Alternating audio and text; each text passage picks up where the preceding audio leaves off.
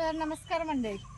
तुम्हाला आमच्या मागच्या व्हिडिओमध्ये तुम्ही बघितलंच असेल की आम्ही तत्तू लागवड केली आणि त्यातलं तण काढायचं चालू आहे. आणि पूर्ण तत्तू आमचं तणानं मागलाय बघा, कारण की आम्ही कोणते औषध, कीटकनाशक, तणनाशक काहीच फवारत नाही.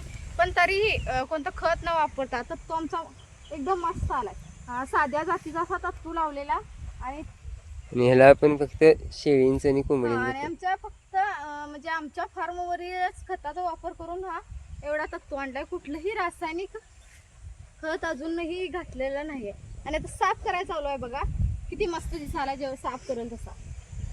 आम्ही आमच्या व्यवसायाला पूरक शेती करावले, म्हणजे आमच्या व्यवसायाला जे काही लागणार आहे ते आमच्या शेतीत करावले. त्यामुळे आम्हाला असं काही नाही की औषधं मारून किंवा खतं टाकूनच पिकं काढायला पाहिजे असं नाही. आमच्या व्यवसायासाठी जे महत्त्वाचं हे रानच आहे आणि ह्यातूनच म्हणजे चांगलं आमच्या कोंबड्यांसाठी, शेळ्यांसाठी आणि त्यातूनही आम्ही असं शेळ्यांनी खाण्यासाठी म्हणा किंवा कोंबड्यांच्या जे खाण्यात योग्य किंवा पौष्टिक आहे ती शेतीतनं करायला लागले. त्यामुळे आमचं दोन्ही पण व्हायले, शेती पण व्हायली आणि आमचा व्यवसायही चांगला चालला आहे. करत म्हणजे शिकत काहीतरी नवीन करायचं म्हणून चालू आहे. जर चुकत असलं तर आम्हाला तुम्हीही सांगा, आमचं काही चुकलं असलं तर, किंवा ही आम्ही करतेली शेती योग्य असेल तेही सांगा.